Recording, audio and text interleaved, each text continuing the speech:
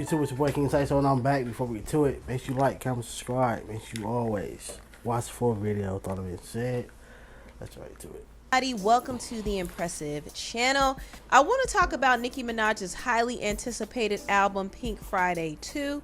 I have to say I do like this album. It definitely gave you a variety of different sounds and vibes and genres. The album in some ways did feel like a fusion between Pink Friday and the Pink Prince. You could tell that Nicki was trying to pretty much cater to every audience with this album, because she had some of the slow and sexy songs like R&B and Pink Birthday, and then she had her rap songs like Big Difference, I Love Big Difference, and then she had the up-tempo pop songs like Super Freaky Girl and Everybody and Pink Friday Girls, and then she had her introspective heartfelt songs like Are You Gone Already, Last Time I Saw You, and Blessings featuring Tasha Cobbs, which is another one I really like. I like the fact that Nicki got into her spiritual bag as well. So Nicki definitely touched on everything. She checked the boxes, and I thought it was a decent project. I think it's definitely a project that you will appreciate the more you listen to it. And there are some songs that immediately stuck out to me, and I definitely will talk about it. But one critique I do have about this album is the track listing. I kind of felt like the songs were out of order. It didn't feel cohesive, and I think it would have made more sense if Nicki separated the album in two parts. She should have had one side where everything was up tempo and she was rapping, and then she should have had the B side where everything was more slowed down and more melodic. I think it should have been separated in that way. But overall, nah, sometimes you can, you see, yeah, you can either do that, or sometimes you can just make the songs go like that. Like the first song is either turned up and then like it goes all the way down to slow tempo, or it be slow tempo and then at the last song it's turned up. Like I just seen people do their mixtape like that. Like it be a bunch of songs, but like they'll put certain songs, like they'll put the lineup to where they want you how they want you to feel. It's either you're gonna be slow and then to turned up, or turned up to slow. Like, but making two sides, yeah, you could have done that, but putting on one thing is still just the same. Especially when you have her type of talent. When you have her type of talent, it's more likely it's probably not gonna be one song that you're going to skip. So therefore, like the line don't be matter. Like when it comes to certain artists like her, J. Cole, just to name a few, but like when you Beyonce, like when you have so much talent, it don't matter how the track list is set up, because more likely they're not gonna skip nothing. But it do. I think it does look a little better if you have it set a certain way, whether it's turned up to slow or turned up, whatever, higher it's going. But I like the album, and I know this album is bumping in Gag City. The promo for this album was very genius, and I hope Nicki uses that whole Gag City theme for her upcoming tour, because I think that would eat. But I do want to get into some of the songs that I liked. I really liked Barbie Dangerous. Definitely one of my favorites. Barbie Dangerous, Red Ruby to Sleaze, and Falling for You. Big Difference is also a good one too. I like when Nicki raps, and I'm talking rap. I like the bars and the flow. I like the bravado. I like the big talk. I like when she raps. To me, this is her strength. I mean, she could do the melodic stuff. She could sing here and there. She could kind of coast on a record, but I like when she really raps and puts thought into her bars, because that's when she really gags you. And I kind of want to get into Falling for You, because in her third verse, I do kind of feel like she might have been coming for Latto. Now, Nicki and Latto have been at odds for over a year. If you remember, they got into a very messy, nasty feud on social media. It all started when Nicki was kind of calling out the Grammys and pointing out the double standard in nominating Latto's song Big Energy, but not her song Super Freaky Girl. And Latto took offense to it, and it kind of incited this back and forth between them on social media. They were swapping insults, and Latto took it a step further when she leaked an audio of a phone call she had with Nicki.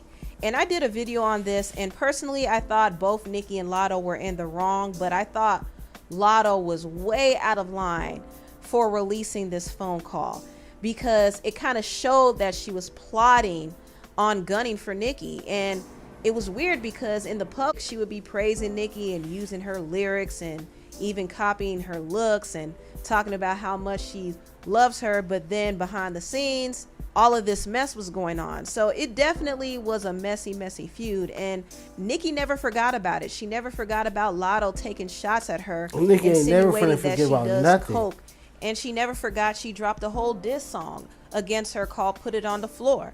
She never forgot any of that stuff. And Nicki decided to return the same energy in her song Falling For You. At least that's what I believe.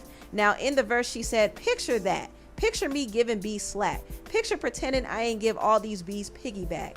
Picture using me and the barbs and never giving back. So she's basically calling Lotto out for trying to use her fan base to gain support. She also said, soon as Let me know in the comments who y'all really think that she talking about though. they think they see the light, I turn the picture black. Ain't at the mall, but between me and them, it's a gap. Picture saying that you the queen and knowing it's a fact. Lotto has referred to herself as a queen. She has a song called Queen, and she even has an album called Queen of the South. Nicki also said, picture my head giving wet and wavy, strawberry dat. Yo, matter of fact, let me take that back before they steal that. Once again, I feel like she was talking about Lotto copying her style and copying some of her lyrics in her songs.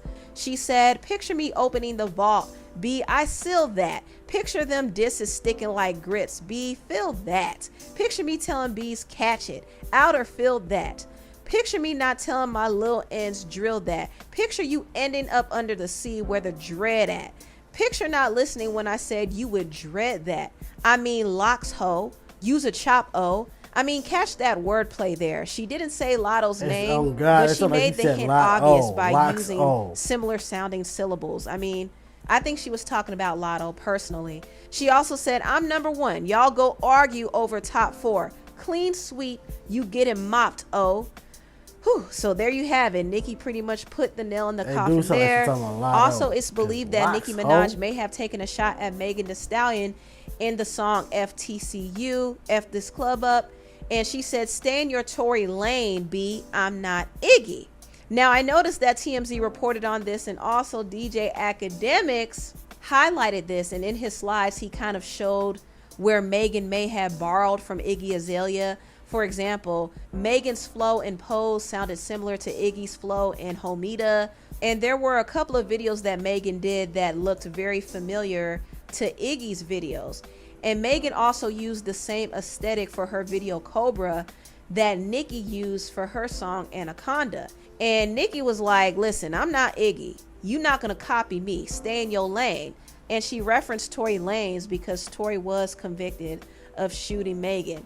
Now, if you don't know, Nicki and Megan do have some tension. We don't know what the issue is about, but they definitely have been throwing subs at each other in their songs. I kind of talked about it when I... Sometimes it don't be the artist. Sometimes that be the person who's directing their music video. Even though they do have an input, and they do, I believe they have can what is it called, creative control over the video. So they should be like, hey, no, we're not gonna do that. But sometimes they don't. In my review on Megan and Cardi's song Bongos, and in the song it seemed like Megan took a shot at Nicki and called her stiff. And in the video I kind of broke down some of the subs that Megan and Nicki have been throwing at each other. If you see it, you will kind of realize that it's not a one-sided issue. They both have issues with each other, and they've been kind of, you know, hinting at it in their songs. Now, there's some other songs I really liked on this album. Let Me Calm Down featuring J. Cole. This is one of my favorites on the album. In this song, Nicki gets vulnerable, and she kind of gives us a peek into some of the conflict that she sometimes has in her marriage. And I loved J. Cole's verse. You know, J. Cole has been killing all of his features, and this particular feature was a pleasant surprise for me because instead of just giving the male perspective, he almost acted as a mediator. You know, he was advocating for Nicki and all of the other women in her position, and it's almost as if he was giving advice to the husbands out there. And I just love his sensibility and maturity. I think he has a level of depth and experience that really allows him to give a great perspective on topics like this. J. Cole was the perfect artist to feature on this song. Let Me Calm Down is definitely top 5 on the album. I also like the production as well. I love it. I just love it. Also, another song that I absolutely loved It's called Just the Memories. I thought Just the Memories was the perfect way to close out the album. Nicki was reflecting on her past and how far she has come. And I really loved her vocal performance on this particular song. I know Nicki sings a lot, and sometimes I'm not crazy about her singing all the time, but there are some songs where I'm like, okay, yeah, that's the one right there. And Just the Memories is definitely the one. I love the song. I love the production. And I thought, I don't care. I wouldn't already tell nobody this, but hey, I'm gonna tell y'all because we like family over here, man. That what's the song called? Nicki Minaj. The song with her and August. I love that song. I always forget the name of the song. And then the other song, I think it's just her. I think it's called Right Through Me. Right. I think it's Right Through Me. I love that song, bro. No, no cap, bro. Yeah, you wouldn't catch me singing it or playing it, but hey, what I do here, it's like, yeah, that's one of them right there. this was probably Nicki's best vocal performance. A very close second would be her vocal performance on Lil Wayne's song Dark Side of the Moon. I love how she sang on that song, but I really love how she sounded on Just the Memories. The song was just perfect. The production, everything. I just loved it. Loved it. And I like the variety of up-tempo songs she had on this album. Everybody featuring Lil Uzi seems to be a fan favorite. I definitely see this song going crazy on TikTok. But my personal favorites are Cowgirl featuring Lourdes. I think this song is so infectious, so flirty. It's a fun pop song. And when I was listening to this, I was like, you know what? I could actually hear Ariana Grande or even Chloe Bailey on this. I think they would have sounded amazing. I also hear Doja Cat on this as well. I think Doja definitely would have been a fit on this song. And some people believe that Doja actually was supposed to be on there. In fact, when somebody was jamming to Cowgirl, Nicki said, guess who passed on being featured on it? Laughies. A lot of people were guessing it was Doja. A lot of people were guessing Doja. And maybe it's true, maybe it's not true, but I would have rather hear somebody like Ariana or Chloe on the song. But I thought Lourdes did her thing too, and I'm glad she got her shine. I think the song will honestly be a hit, so whoever turned it down is going to regret it.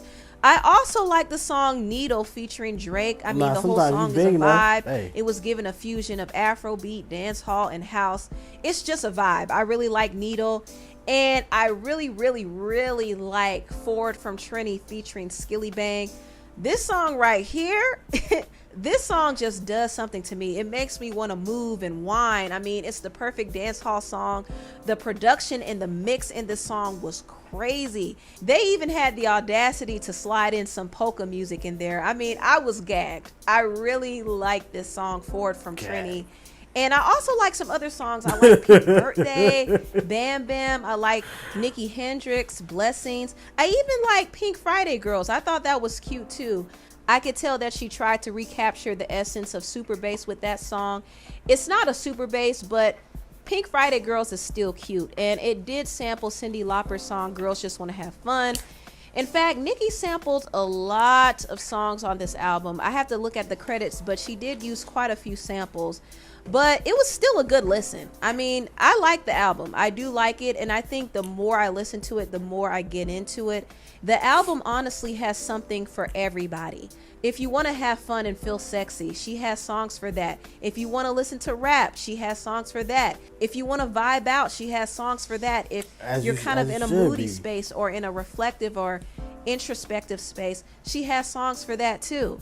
She did her thing. She really did her thing with Pink Friday too. And last I heard, she's actually on her way to selling 500,000 units in the first week, which is huge considering that she didn't have a huge rollout. But that's a testament to Nicki's star power and her impact. I mean, she doesn't need to blow a budget on music videos and singles and radio play if the people are going to listen to it and stream and buy.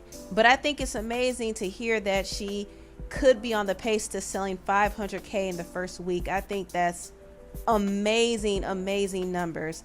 And it's kind of unheard of in today's music climate, for real. So that is a huge accomplishment. Anyway, tell me what you all think about this video down below. Please like. Yeah, for her, like artists like her, like NBA YoungBoy, they don't be needing too much like a big heavy rollout, cause or even a lot of music videos, because their fan base is going to eat the streams up, the views up, everything. So they're good. Get to the next one.